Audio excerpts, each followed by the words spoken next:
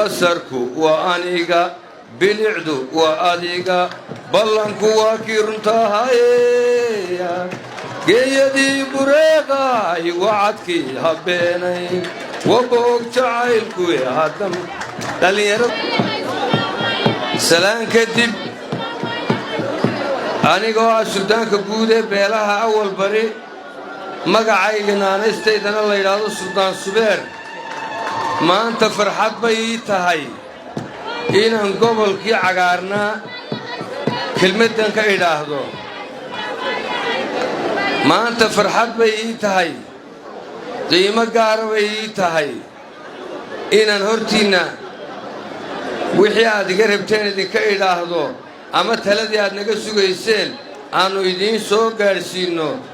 aad baan ugu faraxsanahay intaa kadib reer gabiiley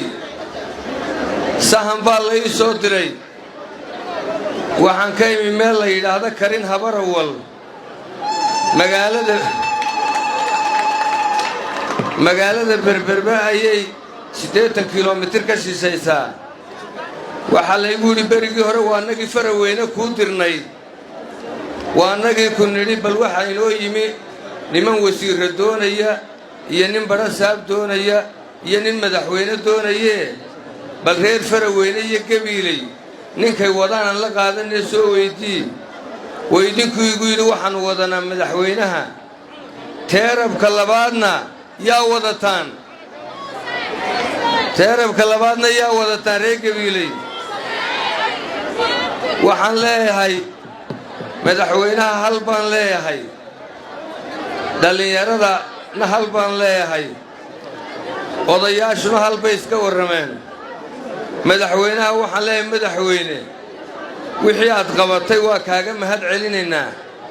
ilaahay baa bini'aadmiga wax gaadhsiiyee in badan baad dadaasho waa kaaga mahad celinaynaa oo ay ugu weyn tahay waddooyinka isku xidha togdheer iyo sanaag iyo ictiraafka waa kaaga mahad celinaynaa dhallinyaradana waxaan leeyahay dhallinyaroy inanbaa inan la sheekaysto wuxuu yidhi iyadoo xilli jiilaalah haddii uu roobku doo weynu isguursananaa ballanka adkee wuxuu ka shakeeyey inay mid kale raacdo habeenkii dambe aroos isugu yimaadeen isagoo inantii la hadlay wuxuu yidhi basarku waa aniga bilicdu waa adiga ballanku waa kii runtahay